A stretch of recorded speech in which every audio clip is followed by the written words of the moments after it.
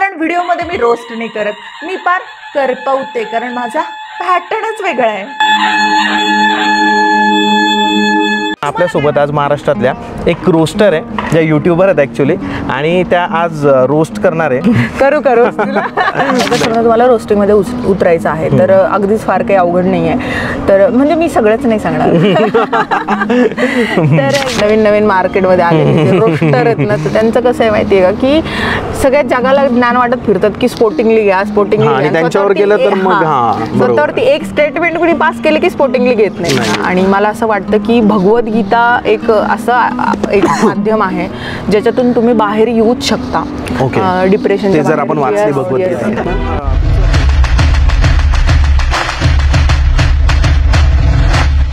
Hello guys and welcome back to the channel. मित्रांनो, banter with चेतनमध्ये आपलं स्वागत आहे. आज आपल्यासोबत आहे एक यूट्यूबर ज्यांचं नाव आहे अमृता कुलकर्णी.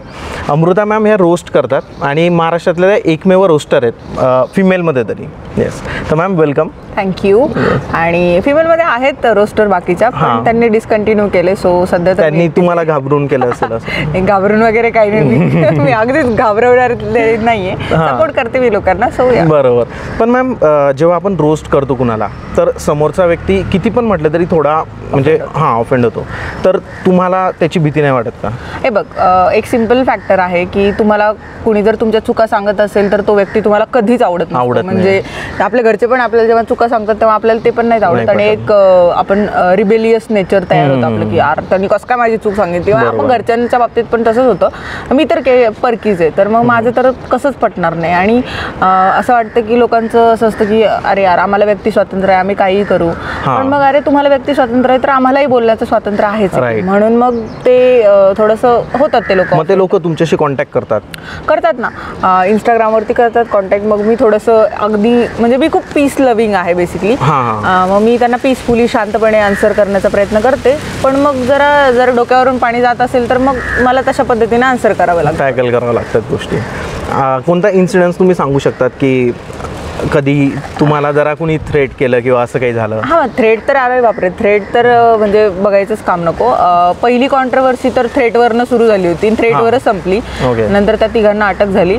आणि नंतर मग रिसेंटची एक कॉन्ट्रोवर्सी म्हणाल तर एक सो कॉल्ड रील स्टार आहे आणि तिचा फक्त फोटो लावला होता. तिला तर मी रोस्ट पण नव्हतं केलं, पण ती खूपच ऑफेंड झाली या सगळ्या गोष्टीला घेऊन. मग तिचा भाऊ आणि आणखी कुणीतरी एक जण मला सकाळी 4 वाजेपर्यंत बोलत होते. आणि ती बिचारी अजूनही माझ्यावर मूव ऑन नाही झालेली. प्रत्येक इंटरव्ह्यू मध्ये माझं नाव घेत फिरत राहते. तर मला असं वाटतं लोकांनी माझ्यावरनं खूप लवकर मूव ऑन व्हायला पाहिजे. आणि सो असं आहे, ते मला खूप त्रास देत होतं. त्यांनी शी वॉज लाईक की माझा फोटो डिलीट कर, नाहीतर मी घरात घुसून मारेल वगैरे. म्हटलं माझ्या 500 मीटरच्या रेडियसमध्येच फिरून दाखव, मग आपण बघू पुढचं काय ते. मॅडम, हे रोस्टिंग करायचं तुम्हाला काय वाटलं की रोस्टमध्येच जायचं? एक तुमचं जे बॅकग्राऊंड होतं ते याच्याशी रिलेटेड होतं काही की? म्हणजे लहानपणापासूनच माझा स्वभाव असाच आहे बरं का. म्हणजे फनी स्वभाव आहे? फनी, म्हणजे मी मुफटे बाई जे आहे ते तोंडावर आहे. मला असं उगाच कुणाला बटरिंग करता येत नाही, मला शुगर कोट करून सांगता येत नाहीत गोष्टी. तर मी अशीच आहे. आणि बेसिकली मला व्हायचं होतं अगोदर ब्युटी ब्लॉगर. पण मग ते जरा राहिलं ते. मग मी म्हटलं चला आपल्याला कमी शब्दात जास्त अपमान करता येतो लोकांचा, मग तेच का नाही करायचं. रोस्टिंग म्हणजे कमी शब्दात जास्त अपमान. कमी शब्दात जास्त अपमान करणे. म्हणजे 16-17 मिनिटाचा व्हिडिओ असला तर की तरी पण त्यांच्या अख्ख्या चॅनलचा अपमान होतोच की. बरोबर. सो त्याच्यामुळे कमी शब्दात जास्त अपमान. तुमचं फेवरेट टार्गेट कोण असतं? व्लॉगर्स असतात की कोण आणि का? सध्या तरी व्लॉगर्स. म्हणजे असं काही माझं पर्टिक्युलर ठरलेलं नसतं की मला व्लॉगर्सलाच रोस्ट करायचं आहे आणि मला रील स्टारलाच रोस्ट करायचं आहे. मला जे पटेल त्यांना मी रोस्ट करते. मी अगदी गौतमी पाटीलला देखील रोस्ट केलं. तुम्ही एक घुंगरू पिक्चर आला होता त्यावरून रोस्ट केलं तुम्ही. सो असं काही नाहीये की मला हेच टार्गेट आहे तेच टार्गेट आहे. जे लोक क्रिंज करतात त्यांना मी रोस्ट करते. पण मेनली ब्लॉगर आहे तुमच्या, फोकस ब्लॉगर. पण मॅम तुमची लाईफ इतकी म्हणजे हॅपनिंग आहे की तुम्ही ट्रॅव्हलिंग करत असतात, मग तुम्ही का आणि ब्लॉगिंगमध्ये येते? कारण ठीक आहे तुम्ही आज त्यांना रोस्ट करताय, बट असं थोडी की तुम्ही एक वेगळा कॉन्टेंट देऊ शकता. हे बघ, मी वेगळा कॉन्टेंट देऊ शकते, पण मी माझ्याबद्दल एक गोष्ट सांगू का की माझ्याकडे ना खूप सारा पसारा असतो. माझ्याकडे पर्स असते, मोठी बॅग असते, आणि एवढ्या सगळ्या पसाऱ्यामध्ये मी माझा कॅमेरा काढून लोकांना कसं सांगू की मी कुठे पोहोचली, माझ्याकडे हे, माझ्याकडे ते, मला आता रिक्षा पकडायची आहे, नाही सांगू शकत. मी माझ्याच गोंधळामध्ये असते. म्हणजे बऱ्याच साऱ्या लोकांना माहिती की की मी प्रचंड वेंदळी आहे. मी इतकी जास्त वेंदळी आहे की मी आये दिन पडत राहते. म्हणजे चालता चालता माझा पाय घसरतो, इतकी मी वेंदळी आहे. सो मी एवढं सगळं करून कॅमेरा घेऊन नाही करू शकत, त्यामुळे व्लॉगिंग नाही होत माझ्याच्यानी. आणि माझं असं असतं की चल वेंदळेपणा तर माझा खूप सेकंडरी पार्ट आहे, पण फर्स्ट असं आहे की मी जिथे आहे तिथलं मुवमेंट मला एन्जॉय करायला आवडतो. सो मी फार फार तर स्टोरीज टाकते, खूप साऱ्या स्टोरीज, म्हणजे स्टोरीज स्टेटस वगैरे तुम्ही ठेवता. तर मग माझं तेच असतं, त्याच्यात तुम्ही समाधान मानता. त्याच्यामध्ये मी खुश आहे. मला असं व्लॉग रेकॉर्ड करणं जमणार नाही. म्हणजे असं आहे की मी मागच्या वर्षी गोव्याला गेले होते माझ्या भावासोबत, ते अजून 2-3 ब्लॉग पेंडिंग आहे, ते एडिटच नाही केलेले, ते बाकी अजून. मी खूप आळशी आहे तेवढ्या बाबतीत, म्हणजे अगदी अजगर म्हणालात तरी चालेल, एवढी आळशी आहे. मॅम तुम्ही व्लॉगिंगमध्ये कसे आलात, म्हणजे तुमचं जे बॅकग्राऊंड मला विचारायचं होतं की स्टडी वगैरे, नंतर तुम्ही जॉब कुठे केला, तर त्याबद्दल काय सांगा. मी अगोदर म्हणजे माझे स्टडी हे झालेलं, डिप्लोमा झालेला फार्मसीमध्ये, आणि त्याच्यानंतर मग 1 वर्षाचं गॅप घेतला मी. आणि काय करावं मला, कारण पुढे हे नव्हतं करायचं, बी फार्मसी नव्हतं करायचं, कारण त्याच्यासाठी 12वीचं मॅथ द्यावं लागतं. बरोबर. आणि मी मॅथमध्ये 0 आहे, म्हणजे ढगोळा. तर मग मॅथचा माझा 36 आकडा, 10वी नंतर मी मॅथ सोडलेलं. ठीक आहे. आणि मग मी जर्नलिझम केलं, कारण माझ्या आईला ते एक पॅम्पलेट आलेलं पेपरमध्ये, आणि शी वॉज लाईक की यार तू अशी खूप गोड दिसशील आणि मला तुला टीव्ही वरती बघायचंय, असं कोट बीट घातलेली पोरगी. आणि मग म्हटलं ठीक आहे, म्हटलं करूयात. मग मी गेले ऍडमिशनसाठी, आणि ऍडमिशन करूनच वापस आले. ऍडमिशन नुसतं जाऊन इन्क्वायरीला गेले आणि ऍडमिशन करूनच वापस आले. आणि मग झालं असं की 2 वर्ष मी कंटिन्यू कॉलेज केलं, आणि 1 वर्ष मी उट्टी मारली, गेलेच नाही कॉलेजला. आणि मला 3rd इयर रिपीट करावं लागलं. ओके, जर्नलिझमचं. आणि म्हणजे मी एवढी बुट्ट्या मारत होते कॉलेजला, एवढी सुट्ट्या मारायची डायरेक्ट. तर एकदा मला कॉलेजला जायचा कंटाळा आला, म्हणून मी 15 दिवस खोटं प्लास्टर केलं होतं पायाला. ओके. बाई त्या डॉक्टरांकडे, आमच्या घराच्या मागे डॉक्टर, त्यांना म्हटलं करंगळी सुजली, तर ते म्हण नाही फ्रॅक्चर नाही. म्हटलं सर कॉलेजला जायचं नाहीये, करून द्या म्हटलं प्लास्टर. तर असा सगळा प्रकार झालेला.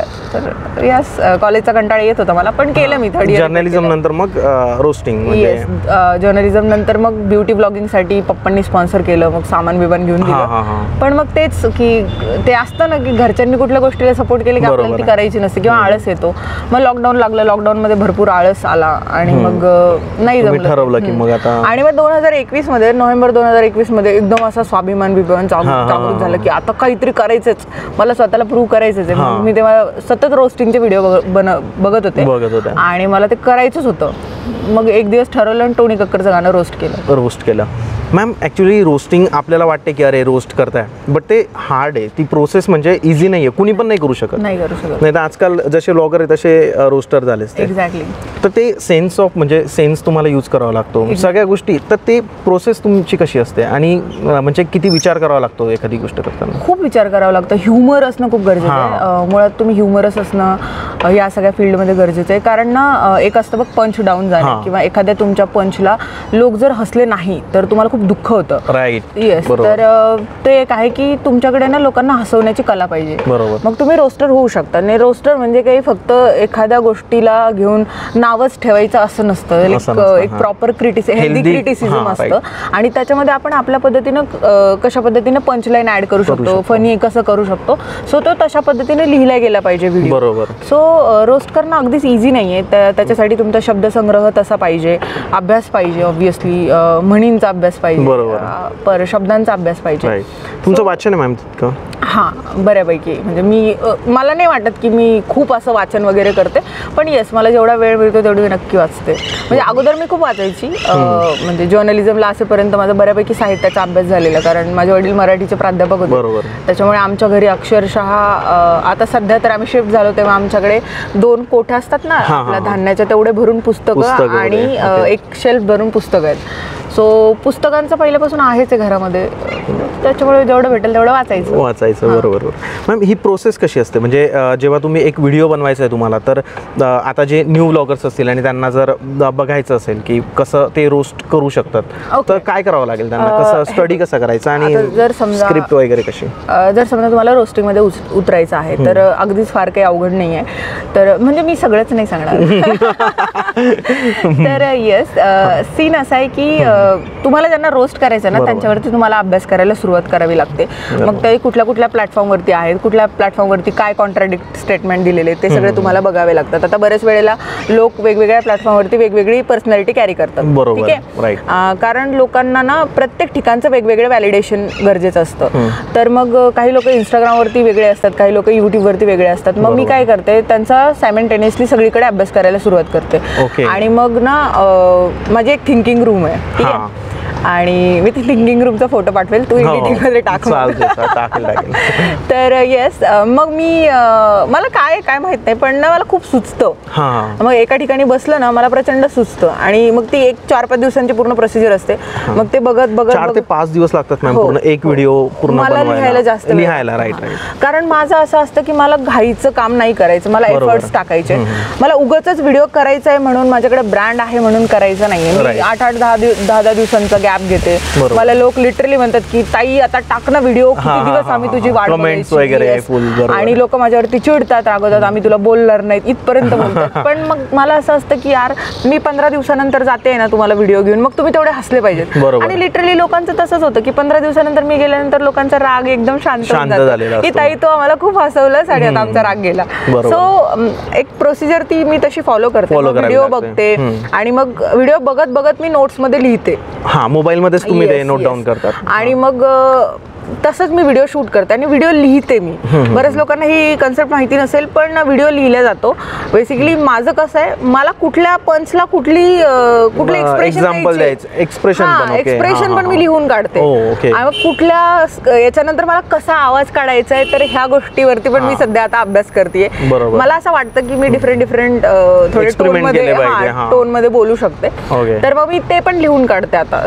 असं सगळं चालू आहे सध्या. बरोबर. मॅम जे स्पॉन्सरशिप आपण बोलतो, तर आता जे युट्यूबर्स आहे तर ते कसं अप्रोच करू शकतात स्पॉन्सरला? हे बघ, स्पॉन्सर ना तुम्हाला खूप वेगवेगळ्या प्रकारे येतात. तुम्ही मेल करू शकता. पहिलं किती अमाऊंट होता जे मिळालं होतं? ओके, मला पहिलं पंखुडी नावाचं एक ऍप आलेलं आणि ते 3000 रुपयामध्ये मला भेटलेलं. पहिलं 3000चं होतं. आणि तेव्हा माझे सबस्क्रायबर 8-10 हजार काहीतरी होते. आणि तेव्हा माझे वडील म्हटले की यार नाही म्हणायचं नाही येणाऱ्या लक्ष्मीला. आणि नंतर मग ते जे आहे ते सगळे टचवूड बघतच आहे, गणपती बाप्पांची कृपा आहे, बाकी काही नाही. तर मग येणाऱ्या लक्ष्मीला नाही म्हणायचं नाही. बेसिकली मी आजपर्यंत कुठल्याही ब्रँडला अप्रोच केलेलं नाहीये, ब्रँडने मला अप्रोच केलंय. आणि जर समजा तुम्हाला अप्रोच करायचं असेल तर तुम्हाला खूप प्रोफेशनल लँग्वेजमध्ये मेल वगैरे करावा लागतो. आणि जर समजा तुम्ही त्यांना सांगितलं की माझे एवढे फॉलोअर्स आहेत, माझे एवढे व्ह्यू आहे, तर लोक तुम्हाला इग्नोर करतील, डायरेक्ट इग्नोर करतात. तर तुम्हाला अगोदर एक प्रॉपर एक पीपीटी बनवावी लागते की मग त्या पीपीटी मध्ये तुम्हाला तुमच्या सगळ्या चॅनलची इन्फॉर्मेशन एक्झॅक्टली सगळं टाकावं लागतं तिथे. आणि मग ती पूर्ण पीपीटी त्याच्यामध्ये मेल फिमेल वगैरे तो पूर्ण डेटा सिटी वाईज पण आपल्याला मग त्यांना पाठवावा लागतो. मग तुम्हाला थोडंफार अटेन्शन भेटतं आणि मग तुमच्याकडे ते येतात. आणि मग नंतर पुढे निगोशिएशन वगैरे फॅक्टर. बरोबर. राईट. मॅम, जेव्हा आपण विचार करतो की यूट्यूबचा, तर तुम्हाला काय वाटतं की करिअर केलं पाहिजे, आता येऊ शकतात की सॅच्युरेशन झालं आहे? नाही, नॉट ओनली अबाउट रोस्टिंग बोलतोय मी, ओव्हरऑल युट्यूबचं. नाही, नक्कीच येऊ शकतात. मला असं वाटतं की म्हणजे मराठी माणसांनी तर नक्कीच याच्याकडे वळायला पाहिजे. काहीतरी एक डिफरंट करिअर ऑप्शन आहे की बरेच सारे लोक असे आहेत की त्यांना कळत नाही की काय करावं. मुळात लोकांना टॅलेंटच ओळखता येत नाही की आपल्याकडे एवढं सगळं टॅलेंटचं भंडार आहे आपण स्वतः, पण लोक त्याचं यूजच करत नाही. काही लोक घाबरतात. आता काही लोकांचे एक खूप कॅमेरा शाय लोक आहेत की ते असे कॅमेऱ्याच्या पाठीमागे भरमसाठ बोलतील, पण मग कॅमेरा समोर आले की मग ते नाही बोलू शकत. पण मग तुम्ही तुमच्या आहे त्या टॅलेंटचं जर यूज केलं तर तुम्ही त्याला करिअर ऑप्शन नक्कीच बनवू शकता. युट्यूबवरती यायला पाहिजे रे, किती सारे लोक आलेत आणि सगळे लोक कमवत आहेत, तर मग आपण का नाही? बरोबर आहे. मला असं वाटतं की तुम्ही जर पैशाला फर्स्ट प्रायोरिटी दिली तर तुम्ही काही काम करू शकता. आणि ते एक म्हणतात ना की भाई पैसे सगळ्यात पैसेच मेन आहे, त्याशिवाय काहीच नाही. मॅम, पुढे काय विचार आहे तुमचा की यूट्यूबमध्ये अजून वेगळे चॅनल्स की या चॅनलला अजून ग्रो करायचं? नाही, माझं म्हणजे या चॅनलला तर ग्रो करायचंच आहे, पण सायमल्टेनियसली माझ्या अजून 2-3 आहेत विचार. तर मग त्याच्यावरती काम करणं चालू आहे. मला पॉलिटिकल अनालिसिस मध्ये पण जाण्याचा विचार आहे. पॉलिटिकल तुमचा इंटरेस्ट आहे? अनालिसिस. ओके, इंटरेस्ट असंच नाहीये, पण मला त्याच्यामध्ये ची आता थोडीफार आवड निर्माण झाली आहे. रिसेंटली मी थोड्या पत्रकारांना वगैरे भेटली आहे, तर म्हणजे जे माझेच सिनियर्स आहेत, तर मग मला ते थोडंसं इंटरेस्ट बिल्ड व्हायला लागलं त्याच्यामध्ये. आणि सेकंड म्हणजे की मला ना छत्रपती शिवाजी महाराजांच्या लाईफवरती गोष्टी सांगायला आवडेल. तर त्यामध्ये एक वेगळं चॅनल करणार आहे, म्हणजे चॅनल वेगळं नाही करणार, माझं जे तुमच्या चॅनलवरच ते तुम्ही साइड बाय करू शकता. ब्लॉगिंग चॅनलवरतीच मला छत्रपती शिवाजी महाराजांच्या आयुष्यामध्ये ज्या घडलेल्या गोष्टी आहेत, किंवा कसं होतं बघ, आता असं झालं की खूप इतिहास कोलमडून दाखवला जातोय, सिनेमॅटिक लिबर्टीच्या नावाखाली काहीही दाखवलं जातं सिनेमांमध्ये. तर मला खरी काय जी गोष्ट आहे ती सांगायला आवडेल लोकांना. बरोबर, त्याच्यामुळे त्याच्यात उतरायचं. राईट. मॅम, एक जस्ट नॉट कॉन्ट्रोवर्शियल क्वेश्चन, पण मला एक विचारायचं आहे की जे आपण बघतो दिल्ली हरियाणा साईडचे जे यूट्यूबर्स आहे, तर ते आपल्याला सोबत दिसतात. जेव्हा एलविश यादव बिग बॉसमध्ये आला होता तर त्या लोकांनी खूप जास्त सपोर्ट केला, ते मुंबईपर्यंत आले होते सगळे. तर आपल्याकडे म्हणजे तुम्हाला काय वाटतं की तशी एकी आहे आपल्याकडे की कमी आहे? जरा थोडी एकी कमीमध्ये आहे. आणि कसं होतं माहिती का, की जर समजा मागून येऊन तुमच्या कोणी पुढे गेलं तर तुम्हाला ना एक जेलसी फॅक्टर किंवा मग अशी गची बाधा होते. बरोबर आहे, ते होतं बघ, सगळ्यांना होतं की भाई कसं काय म्हणजे आम्ही एक्सेप्ट करणार हे. बरोबर. तर त्यामुळे एकी हा फॅक्टर थोडाफार कमी आहे. पण काही युट्यूबर्स आहेत जे सोबत राहतात आणि राहायला पाहिजे, कारण कम्युनिटी आपलीच बिल्ड होते. आणि उद्या जाऊन फॅन फेस्ट मध्ये गेलो तर आपणच आपलं राज्य रिप्रेझेंट करणार आहोत. तर मला वाटतं की यस, एकी खूप मॅटर करते. पण होईल, हळूहळू बदल होतील. कारण आपल्याकडे युट्यूबर्स पण आता कुठे यायला लागले मोस्टली, नाही का? मराठीमध्ये आता येत आहेत जास्त. येस. आणि कसं होतं माहितीये का चेतन, काय सीन आहे की तुम्हाला जर समजा कोणी अपोज केलं, तुमच्या सेम फील्ड मधल्या व्यक्तीने जर तुम्हाला अपोज केलं, तर तुम्हाला लगेचच ती गोष्ट खटकायला लागते. बरोबर, की अरे ही रोस्टर आहे आणि मी जर एखाद्याला रोस्ट केलं तर ही मला कसं काय अपोज करते. पण कसं आहे माहितीये का, माझं असं आहे की मी ना खऱ्याला खरं म्हणते आणि चुकीला चूकच म्हणते. पण तुम्ही जर एखाद्याच्या खूप डीप डाऊन पर्सनलला जाऊन जर रोस्ट करत असाल किंवा एखाद्याच्या लाईफवरती खूप डेरोगेटरी स्टेटमेंट पास करत असाल तर ती गोष्ट मी एक्सेप्ट नाही करत. आता लिटरली मला काही व्लॉगर्स लोक स्वतःहून पर्सनली मेसेजेस करतात की अमृता बघ ना, आम्हाला असं असं बोलण्यात येतं रोस्टिंगच्या नावाखाली, तू का काही करत नाहीये. मग मी तरी काय बोलणार ना. मग मी म्हटलं की यार ठीक आहे, आपण ही सगळी गोष्ट एकदा कलेक्ट करूयात आणि एकदा प्रॉपर रोस्ट बनवूया. सो लोकांना नाही पटत. आता मी काय म्हणते हे बघ, लोक कसे आहेत माहिती का, मराठी रोस्टिंग जे रोस्टर वगैरे, तर आता नवीन मार्केटमध्ये आले रोस्टर आहेत ना, तर त्यांचं कसं आहे माहितीये का की सगळ्यात जगाला ज्ञान वाटत फिरतात की स्पोर्टिंगली घ्या, त्यांच्यावर केलं तर मग स्वतःवरती एक स्टेटमेंट कुणी पास केले की स्पोर्टिंगली घेत नाही. आणि माझ्याबद्दल तर काही लोकांचा गैरसमज असाही असेल की बाबा जे ही तर स्वतःबद्दल काहीच नाही ऐकून घेऊ शकत. भले हे लोक माझ्याबद्दल पाठीमागे ग्रुप करून सुद्धा बोलत असतील, पण ते एक आहे भाई की नाही स्पोर्टिंगली घेत लोक. बरोबर आहे. येस, त्याच्यामुळे एकी कमी आहे. एकी जरा कमी आहे. वाढेल घेऊ, जितके जास्त लोक येतील तशी वाढायला पाहिजे. मॅम, जेव्हा आपण एक यूट्यूबर बनतो तर आपल्याला व्ह्यूज येत असतात एक 50,000 60,000, पण एक असाही फेज येतो की अल्गोरिदममधून चॅनल कमी होत जातं. तर तो पिरियड असा असतो की सगळं डिपेंड यूट्यूबवर असतं. मग तेव्हा एक म्हणजे मी असं पण ऐकलं की तुम्ही डिप्रेशनमध्ये गेल्या होत्या, तर मेंटल हेल्थबद्दल तुम्हाला काय सांगायला आवडेल? हे बघ, खूप सोपं आहे. म्हणजे मी थोडंसं अगोदर तुझ्या टप्प्याटप्प्यात आन्सर देते. पहिलं तर की व्ह्यूजमुळे डिप्रेशन येत नाही, सॅडनेस येतो. आणि सॅडनेस आणि डिप्रेशनमध्ये प्रचंड फरक आहे. आजकालच्या पिढीला हा कळायला जमाना जाणार आहे. आजकालची पिढी सॅड असली की यार आय एम डिप्रेस्ड, कारण ना ते कूल टर्म वाटते ना. म्हणजे इंस्टाग्रामवरती हॅशटॅग डिप्रेशन वगैरे टाकणं खूप कूल वाटतं लोकांना. पण ब्रो, खूप फरक आहे डिप्रेशनमध्ये आणि सॅडनेस मध्ये, प्रचंड फरक आहे. तुम्ही सॅड आहात, तुम्हाला जर एखादा व्यक्ती नाही बोलला दिवसभर तर तुम्ही सॅड होता, डिप्रेशन मध्ये नाही जात. तर तो एक फरक आहे, तो कळायला बराच वेळ जाईल लोकांना. आणि दुसरं म्हणजे की जर तुम्हाला व्ह्यूज नाही आले तर तुम्ही सॅड व्हा, बरोबर, पण त्याला मनाला नका लावून घेऊ. आता महिनाभर जर गायब झाल्यानंतर तुम्हाला अल्गोरिदम मध्ये वापस यायला वेळ लागणार ऑब्विसली. त्याच्यात तुमची पण चुकी असते की तुम्ही कन्सिस्टंट नाहीये. एक्झॅक्टली. आणि काही टॉपिक असतात ना त्याला मुळातच व्ह्यूज कमी जातात, काही पब्लिकचा इंटरेस्ट कमी असतो एखाद्या टॉपिकला घेऊन, त्यामुळे होतात व्ह्यूज कमी. आता मलाही खूप वाईट वाटतं व्ह्यूज, अरे यार मी एवढे एफर्ट्स घेतले, मला व्ह्यूज कमी आले, मग मला सॅड वाटतं. मग मी लाईव्हला जाते, मग मी कधी कधी कोंडून घेते स्वतःला. पण मी असं स्वतःला हे नाही करत की मी डिप्रेस आहे. मी सॅड आहे मी असं म्हणते, कारण मी एका खूप मोठ्या डिप्रेशनच्या फेजमधनं बाहेर आली आणि आय नो की डिप्रेशन काय असतं. की तो एक वेगळाच फेज असतो तुमच्या लाईफमधला, जेव्हा तुम्ही आयुष्याला हारलेले असतात पण तुम्हाला ना जीव नसतो द्यायचा. बरोबर. ठीक आहे, जातात काही लोक जीव देतात, पण माझ्या बाबतीमध्ये खूप वेगळा प्रकार झालेला. मी एवढी भयानक डिप्रेशनमध्ये होते की मी रात्री 2, 2:30, 3 वाजता उठून अंधारात रडत बसायची आणि जोरजोरात रडायची.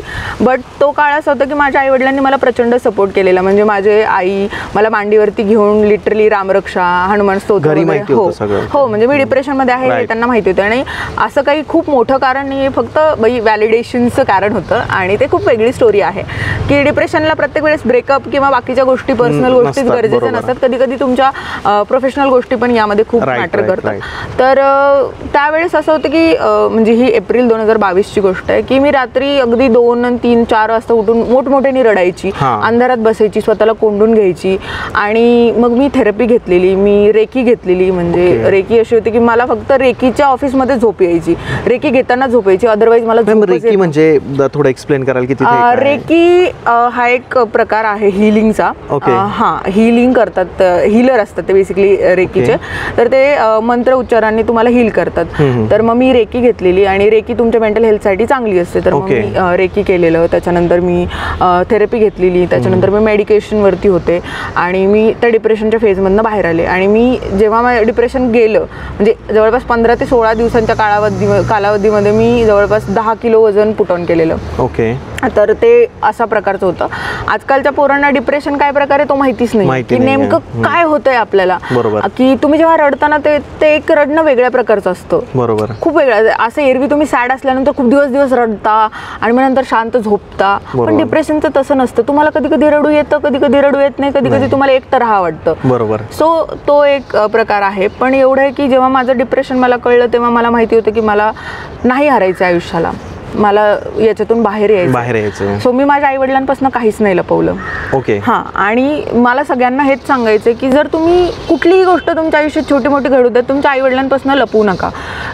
असतं बाई, काही लोकांच्या घरी आई वडील खूप कडक असतात, पण ना ॲट द एंड ते तुमचं फक्त भलंच विचार करत असतात. त्यांना कधीच असं वाटत नसतं की आपल्या पोटच्या लेकराला काहीतरी इजा व्हावी म्हणून. कारण तुम्ही त्यांच्या संसाराच्या वेलीवरचे फुलं असतात आणि त्यांना जर समजा काही झालं तर ते त्यांना त्रास होतो त्या गोष्टींचा. त्यामुळे ते तुम्हाला फक्त प्रोटेक्ट करत असतात. तर त्यामुळे त्यांच्यापासून गोष्टी लपवायच्या नाहीत कधीच. मी माझ्या डिप्रेशनच्या काळामध्ये मला होणाऱ्या बॉडीमधल्या, मेंटल हेल्थमधल्या छोट्यातल्या छोट्या गोष्टी आईसोबत शेअर करत होते. त्यामुळे मला वेळ नाही लागला बाहेर यायला. म्हणजे रेकी झाल्यानंतर माझ्या रेकीचा हिलिंगचा अनुभव सांगते. मी पहिलं सेशन घेऊन आले आणि I was happy, actually happy. म्हणजे फरक पडतो या गोष्टींचा, थेरपीचा फरक पडतो. आणि थेरपी घेतलीच पाहिजे, कोणीतरी समजावणारं पाहिजे असतं. ज्या गोष्टी तुम्हाला स्वतःला समजतात पण उमजत नाहीत, बरोबर, मग त्या उमजून घेण्यासाठी कोणीतरी पाहिजे असतं. आणि आजकालच्या मुलांना फार लवकर डिप्रेशन यायला लागलं. गेली गर्लफ्रेंड सोडून आलं डिप्रेशन. आजकाल रिझन चेंज झाले मुलांचे. बाई, सुसाईड तर खूप कॉमन झालेलं आहे. तर मला असं वाटतं की आयुष्य खूप मौल्यवान आहे. भाई, पुढचं कुठला जन्म भेटेन आपल्याला माहिती नाहीये. मी खूप मानते आध्यात्मिक गोष्टींना आणि मला असं वाटतं की भगवद्गीता एक असं एक माध्यम आहे ज्याच्यातून तुम्ही बाहेर येऊच शकता डिप्रेशनच्या. जर आपण वाचली भगवद्गीता आणि एवढं सृष्टीला निर्माण करताना तुमच्यासाठी एवढं सगळं लिहून ठेवलं तर तुम्ही ते वाचायला पाहिजे.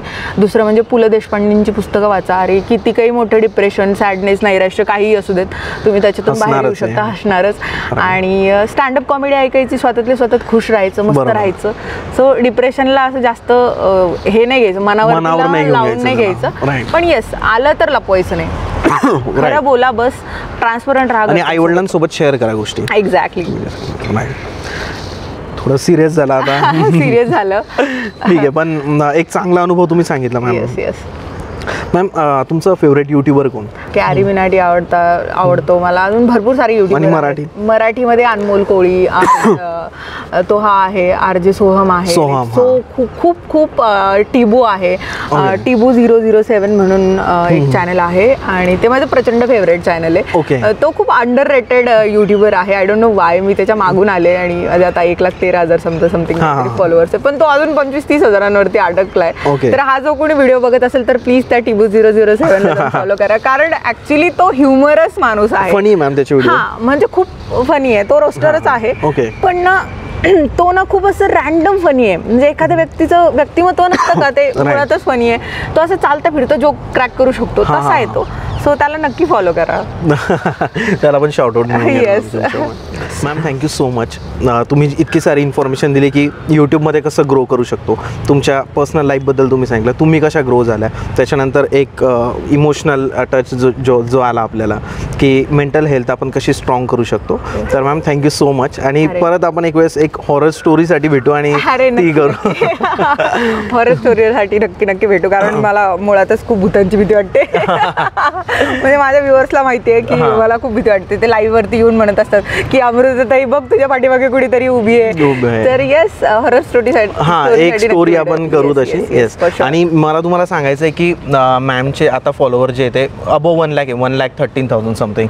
पण मी मॅमला एक वेळेस मेसेज केला, इंस्टाग्रामवर आम्ही कनेक्ट झालो, पण त्यांनी मला इन्स्टंटली हो बोलल्या. कारण भरपूर यूट्यूबर्स आहे असे की जे एक थोडं म्हणजे 1 लाखाच्या वर गेल्यावर किंवा थोडं फेम आल्यावर थोडं त्यांच्यात ॲरोगन्सी येऊन जाते, तसं होतं. पण ॲक्च्युली मॅमनी म्हणजे मी तर भरपूर दिवस झाले व्हिडिओ पण टाकला नव्हता, चॅनल अल्गोरिदममध्ये पण नव्हतं. पण थँक्यू सो मच मॅम त्यासाठी. Most welcome. आपले लोक आपल्याला सपोर्ट नाही करणार तर कोण करणार आहे. चलो guys, thank you so much for watching आणि प्लीज सबस्क्राईब करा याच्या चॅनलला. आणि भेटूयात आपण लवकरच माझ्या चॅनलवरती. बाय.